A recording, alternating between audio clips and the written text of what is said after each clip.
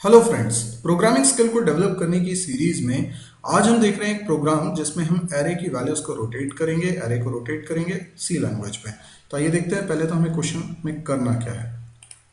मान लीजिए कि आपके पास एक एरे है और इस एरे में कुछ वैल्यूज रखी हुई हैं। मैं यहाँ पर कुछ वैल्यूज भी लिख लेता हूँ, जैसे इसके अंदर कोई वैल्यू रखी है 23, 41, ठीक है, 56, 11, 20, 90, 14 एंड 3। अब मुझे क्या करना है, इसको रोटेट करना है। रोटेट करने में एक डायरेक्शन हम समझेंगे।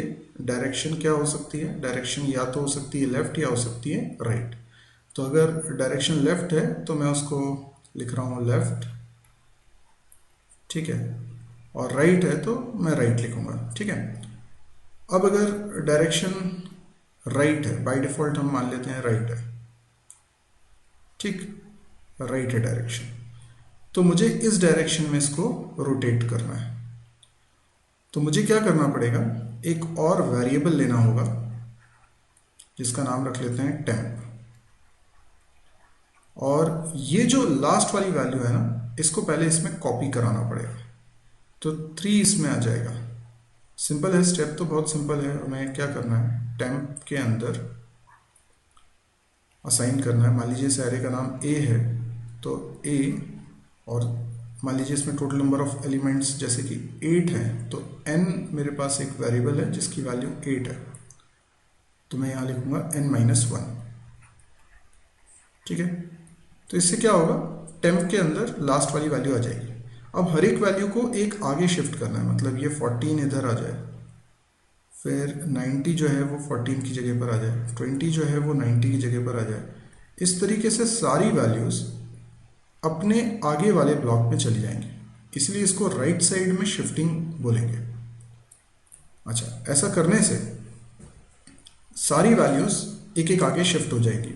अच्छा, इसको करेंगे कैसे, तो मुझे एक लूप लगा लेना चाहिए, ठीक है ना।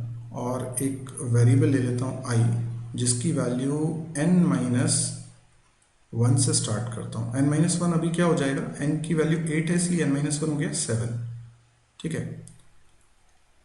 तो इसका मतलब है इस 7th इंडेक्स पर, क्योंकि मैं 3 को तो ऑलरेडी टेम्प में रख चुका हूँ, तो 7th इंडेक्स अभी एक तरह से खाली है, इसके अंदर मुझे वैल्यू पहुंचानी है, तो 14 इसकी जगह पर आएगा। तो 7th इंडेक्स पर मुझे वैल्यू सेट करनी है। ऐसे करते हुए मैं 1 तक जाऊंगा, 0 पे नहीं, 1 तक जाऊंगा।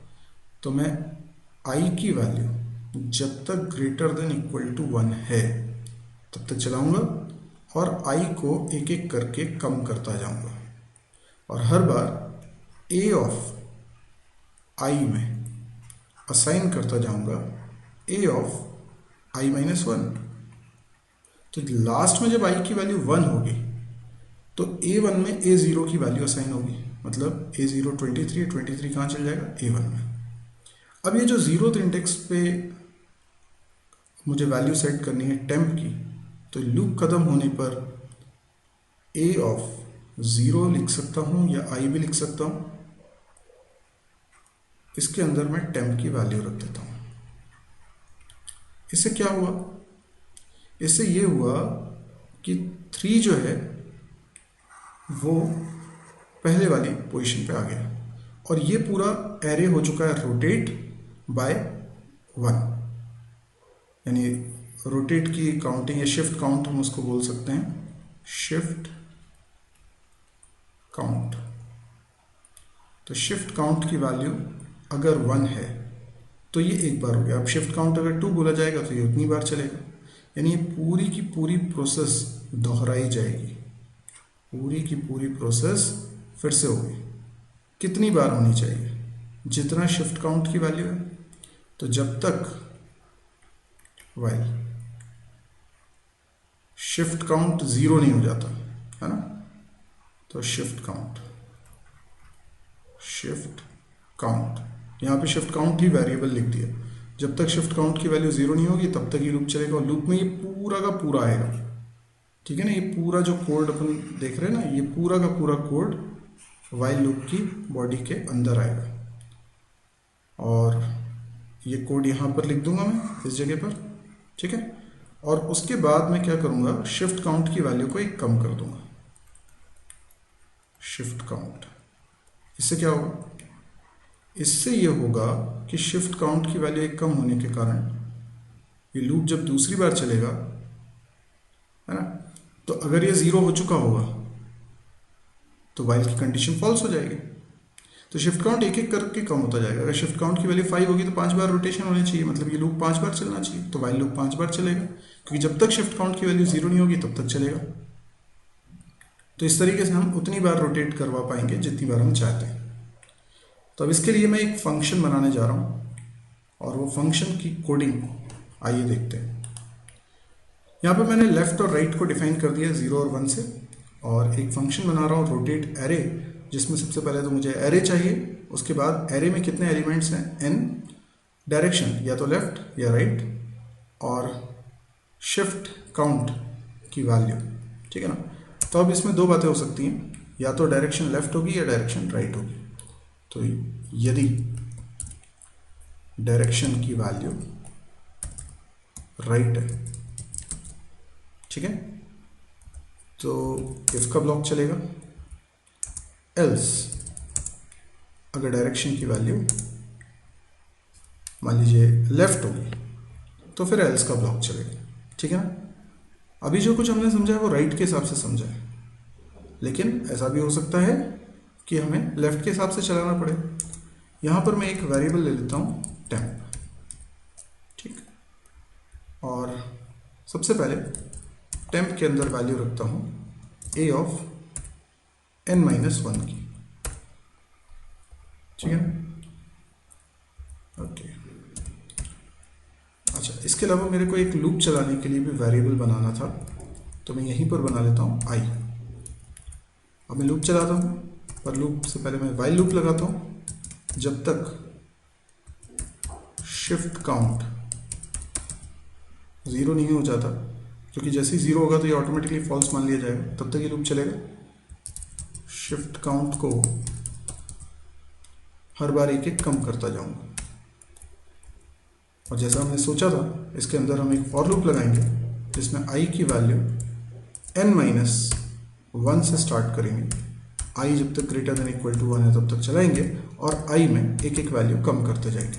और हर बार करना क्या है, हमें बेसिकली ai के अंदर वैल्यू असाइन करनी है a ऑफ i-1 की। जब ये लूप एंड होगा, फॉर लूप जब एंड होगा, तब हमको क्या करना है, हमें a ऑफ 0 में असाइन करना है टेम्प की वैल्यू, ठीक है। ये पूरा रोटेशन हो चुका है। अब अगर डायरेक्शन राइट की जगह लेफ्ट होती तो क्या करते, यहीं पर अगर हम समझे डायरेक्शन राइट की जगह लेफ्ट होती तो मैं a0 की वैल्यू टेम्प में रखता, ठीक है ना। तो मुझे क्या करना पड़ता, फिर से उसी तरीके से वाइल लूप लगाता हूं, शिफ्ट काउंट, पर उससे पहले मुझे क्या करना है, टेम्प के अंदर a0 की वैल्यू, ठीक है, फिर शिफ्ट काउंट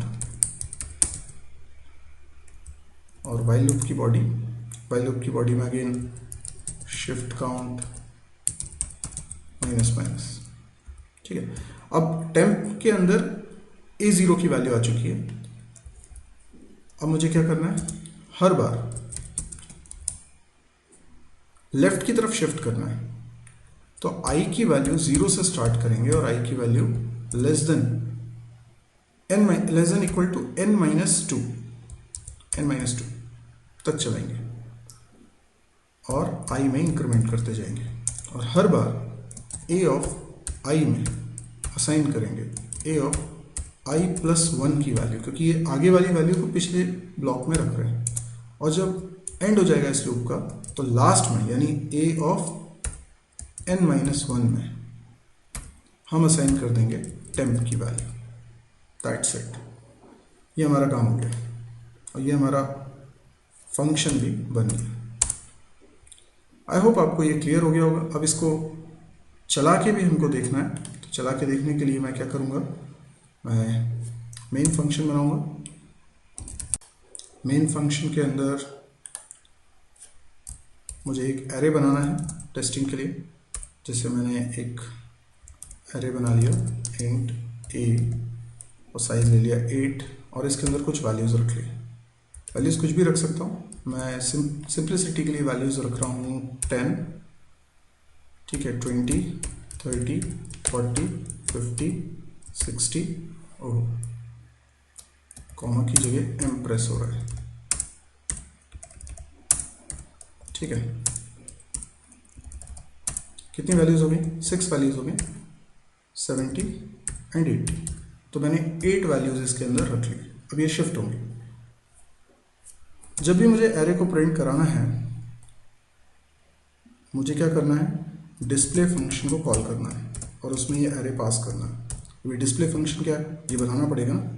तो मैं एक डिस्प्ले फंक्शन बना रहा हूँ, वॉइड डिस्प्ले, ठीक है, और इसमें साइज भी दे देता हूँ, दैट इज 8। इसके अंदर इंट n, इसके अंदर एक वेरिएबल i बना लेता हूँ, लूप चलाता हूँ, i की वैल्यू 0 से स्टार्ट करते हुए i लेस देन n तक, मतलब इक्वल टू लगाता हूँ, अगर लेस देन इक्वल टू लगाता हूँ तो n-1 लिखना पड़ेगा i प्लस प्लस, और इसमें प्रिंट कराता हूँ %d और a ऑफ i की वैल्यू, ठीक है। ओके, इससे पहले मैं लाइन चेंज करवा देता हूँ, printf ताकि हर बार ये नई लाइन से दिखाई दे। तो मैंने डिस्प्ले करा दिया सबसे पहले तो, और डिस्प्ले कराने के बाद अब मैं रोटेट करता हूँ, रोटेट एरे, और इसमें वैल्यू क्या पास करता हूँ? एरे पास करना है। उसके बाद एरे में कितने एलिमेंट्स हैं, उसके बाद डायरेक्शन लेफ्ट रखनी है कि राइट, मैंने कहा राइट, और उसके बाद कितनी बार शिफ्टिंग होनी चाहिए, मैंने कहा 3 बार होनी चाहिए, ठीक है। और उसके बाद फिर से डिस्प्ले कर दूँगा। ओके, अब इसको चला के देखें। इस मैंने इसको कंपाइल रन कर दिया है। ओके, एक एरर आ रही है। एरर क्या आ रही है? ये जो डिस्प्ले नाम का फंक्शन है, ये आपको डिक्लेयर भी करना पड़ेगा, आपने डिक्लेयर नहीं करा है। तो मैं क्या करूँगा, इसको कॉपी करता हूँ और यहाँ पे डिक्लेयर कर देता हूँ। इस तरीके से रोटेट एरे फंक्शन को भी मैं डिक्लेयर करता हूँ, ठीक है। अब क्या एरर है? ओके, मुझे लगता है कुछ और भी एरर है। ओके, एरर ये है कि मैंने यहाँ कॉमा नहीं लगाया है, इस जगह पर भी कॉमा नहीं लगाया, ठीक है। अभी चलाते हैं।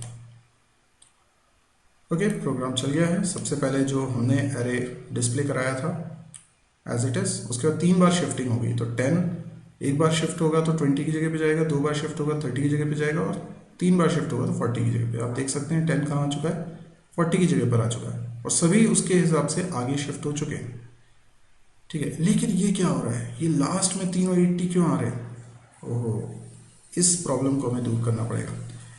आप ऐसे सोचिए कि ये जब 80 टेम्प में गया होगा तो ये इधर आ गया होगा, उसके बाद एक और बार जब शिफ्टिंग हुई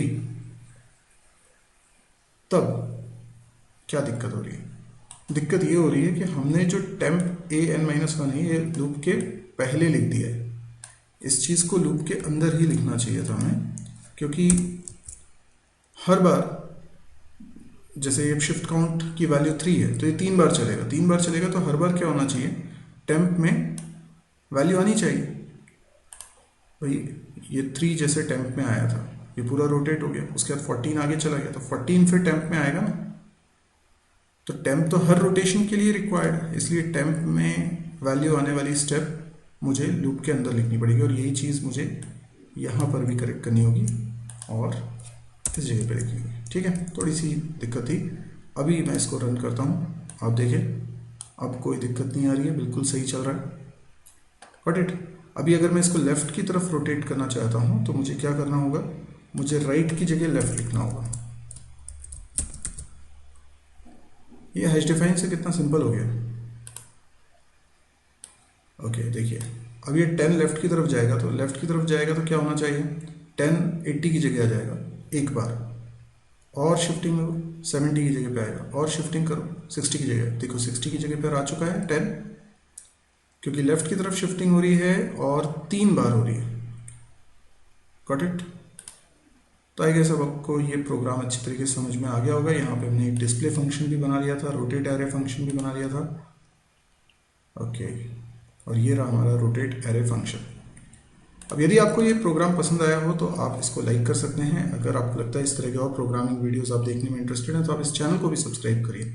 यदि आपको लगता है कि इस तरह के और बहुत सारे वीडियोस जो मेरे अलग अलग चैनल्स पे रखे हुए हैं और उनको ढूंढने में दिक्कत जाती है, तो आप मेरी वेबसाइट को क्यों नहीं विजिट करते, www.mysirji.com। इस वेबसाइट पे आपको C, C++, जावा, PHP, MySQL काफ़ी सारे वीडियोस मिलेंगे, कोर्सेज मिलेंगे, कैंपस प्रिपरेशन से रिलेटेड कंटेंट भी मिलेगा। वीडियोस के अलावा टेक्स्ट भी है, ट्यूटोरियल भी हैं, उसमें क्वेश्चंस भी हैं और भी काफ़ी सारा स्टफ है। तो आप एक बार इस साइट को विजिट करिए, और अगर आपको लगे कि ये बहुत अच्छा है, क्योंकि कंटेंट हिंदी में है, कई लोग जो समझ नहीं पाते हैं इंग्लिश को प्रॉपरली, उनको दिक्कत जाती है, तो उन लोगों के लिए इसमें हिंदी में कंटेंट है, प्लस सब कुछ फ्री है। तो आप एक बार इसको विजिट ज़रूर करें। अगर आपको पसंद आए तो आप इसको शेयर भी करें, अपने फेसबुक वॉल पे पोस्ट करें, व्हाट्सएप पे भेजें, तो ज़्यादा से ज़्यादा लोगों को इसके बारे में पता चलेगा। Thank you.